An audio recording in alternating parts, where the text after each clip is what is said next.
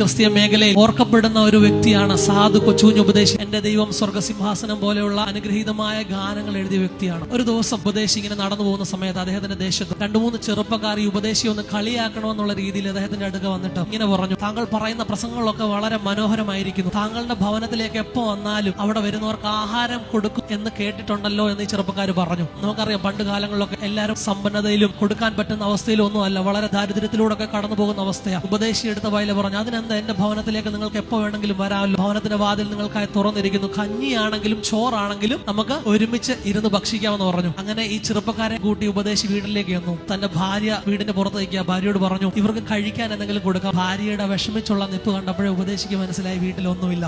അദ്ദേഹം ഇടറിയ ശബ്ദത്തോടെ ഇങ്ങനെ പറഞ്ഞു, ആഹാരമൊന്നും ഇരിപ്പില്ലേ? ഇങ്ങനെ പറഞ്ഞ് കേട്ടിട്ട് അദ്ദേഹത്തെ കളിയാക്കി ചിരിക്കാൻ ഈ ചെറുപ്പക്കാരെ തുടങ്ങുന്നതിന് മുൻപ് തന്നെ വള്ളത്തേൽ ഒരാൾ വരികയാണ്. ഉപദേശിയുടെ വീട് എവിടെയാണ്, ഉപദേശിയുടെ വീട് എവിടെയാണെന്ന് ഇങ്ങനെ ഉറക്കെ വിളിച്ച് പറയുന്നത് കേട്ടു. ഉപദേശി ആ കടവിലേക്ക് ചെന്ന് ആ വള്ളക്കാരനോട് ചോദിച്ചു, എന്താണ് എന്റെ പേര് വിളിച്ചത്? അദ്ദേഹം പറഞ്ഞു, നിങ്ങൾക്ക് തരാൻ വേണ്ടി എന്റെ മുതലാളി പട്ടണത്തിൽ നിന്ന് കപ്പയും ഏത്തക്കായും എല്ലാം തന്നുവിട്ടിരിക്കുകയാണെന്ന് പറഞ്ഞു. ഉപദേശി ഹൃദയത്തിൽ കൈവച്ചിട്ട് പറഞ്ഞു, മരുഭൂമിയിൽ ഇസ്രായേൽ ജനത്തിന് വേണ്ടി മന്ന പൊഴിച്ച ദൈവം എന്റെ ഹൃദയത്തെ കാണുന്നു. നിന്ദിച്ചവരുടെ മുൻപിൽ തന്നെ എന്നെ മാനിച്ച ഒരു ദൈവമുണ്ടെന്ന്. കെട്ടുകഥയല്ല, അനുഭവ സാക്ഷ്യമാണ്. ഒരു മനുഷ്യൻ ദൈവത്തെ അന്ധമായിട്ട് വിശ്വസിച്ചപ്പോൾ നിന്ദിക്കാൻ വന്ന ചെറുപ്പക്കാരന്റെ മുൻപിൽ പോലും അദ്ദേഹത്തെ മാനിച്ചൊരു ദൈവമുണ്ടെങ്കിൽ നമ്മളെ ആദരിക്കുന്ന ഒരു സ്വർഗമുണ്ട്.